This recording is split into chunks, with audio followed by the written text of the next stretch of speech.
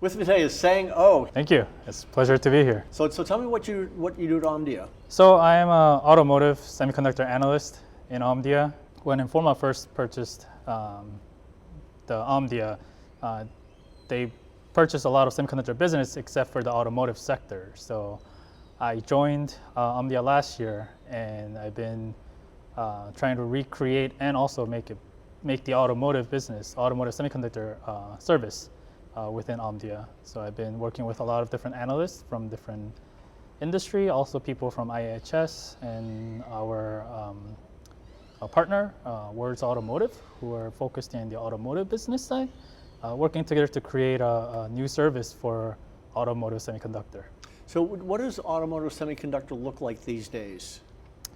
Well, I'm sure, I don't know if you've been trying to purchase a car in the past few months. I'm sure you've faced less friendly, very unnegotiable dealers with the price tag 10 to 20% higher than what it used to be.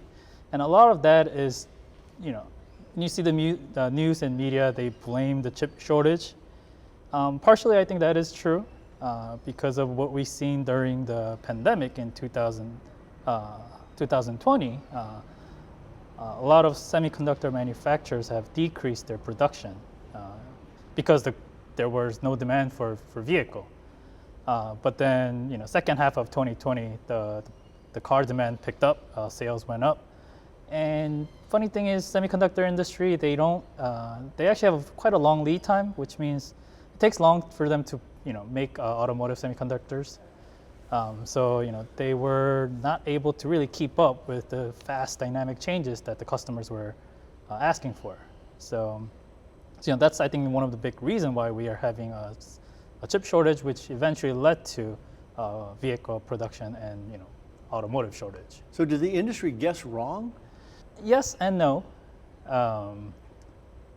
I think the pandemic was just something that no one expected, and a lot of industry people they just had to go with the flow. Meaning, because of the pandemic, people couldn't purchase a car, and of course the production sites were closed.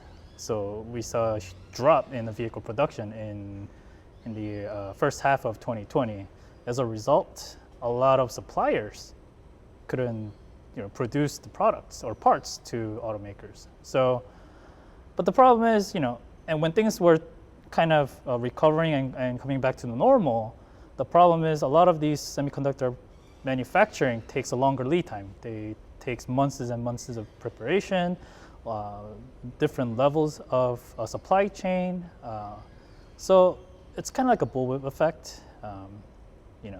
Because of such a sudden drop that happened in early 2020, and then that effect is kind of carrying through the second half of 2020, and then now we're seeing more in 2021.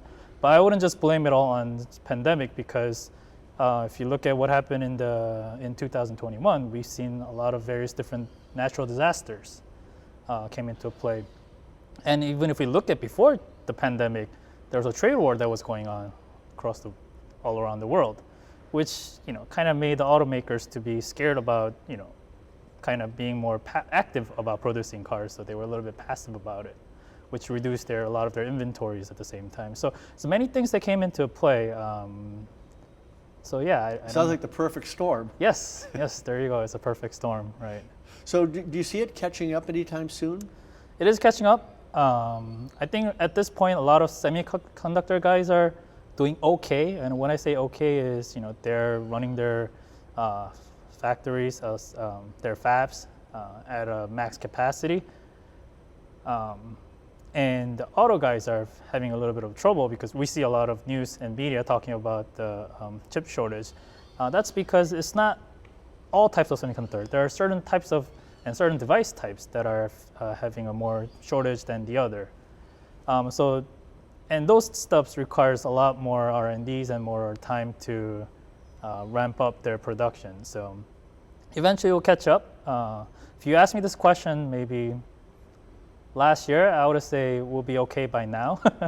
But if you ask me this today, I think I see this thing. I mean, it's getting better.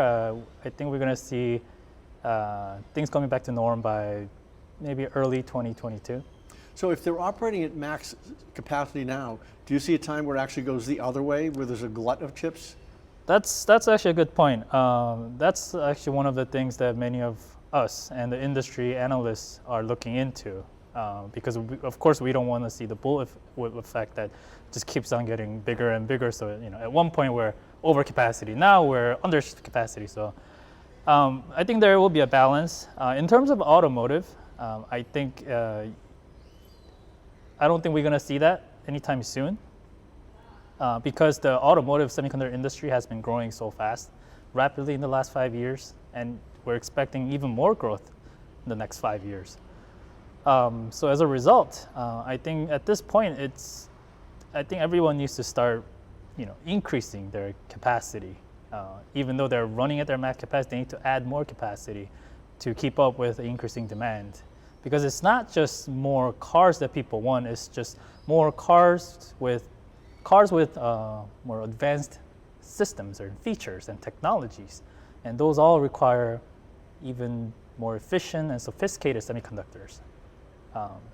So yeah.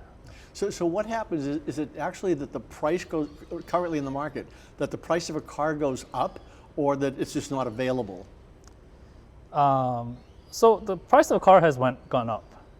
That's just, I think, it's pure, economy 101, right? We have low supply in vehicles, but high demand. So dealers are, hey, why not? Let's just increase the price a little bit. Okay, let's do it more. So everyone's just increasing the price. In terms of semiconductor guys, they're also increasing their price, because now the car guys are facing competition with other semiconductor, with other industries that also want semiconductor, like you've seen like the laptop, mobile phone, data server.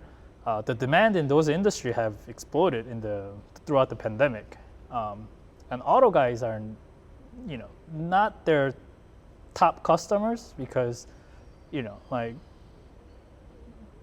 well, if you think about it, right, companies like Google or Microsoft, they build servers, then they purchase a lot bulk of semiconductor contracts, whereas auto guys, in terms of volume compared to other industry, they're relatively small.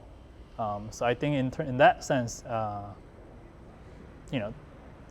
they need to pay premium to acquire these inventories of semiconductor from, that's competing not just amongst themselves, but also with players from other industries. So it sounds like the semiconductor shortage wasn't just for automotive, it was really across the board. I think automotive got hit the most, because first of all, automotive semiconductor is a little bit more, I wouldn't say complicated, but it's a little different, because first of all, let's say a chip goes wrong in your mobile phone, you're gonna get an angry customer. If chip goes wrong in your car, you're gonna get an angry customer with the lawyer, or even a dead customer. So, one thing is semiconductor for automotive has very different safety requirements. It also have different range of temperature. Durability is another thing, longevity, right? Because your car goes for 10, 20 years, right? So if you consider all that, automotive is not the most appealing for semiconductor manufacturers. So that's not good news. I mean, it's not good news, but I mean, there has been a lot of investment in the automotive, because, in the last 5 years, we've seen a lot of interest, a lot of demand, a lot of growth, especially with the new technology in vehicles, and they've seen a lot of growth. So, in that sense, I think there's a very positive side to it. Yeah. To some degree, I think the industry have recovered, but I don't think the automotive guys going to just all of a sudden we're going to reduce the price of our vehicles. And same thing goes to semiconductor guys. They're not going to reduce their price either, because, like I said, they're still producing they're still at their max capacity.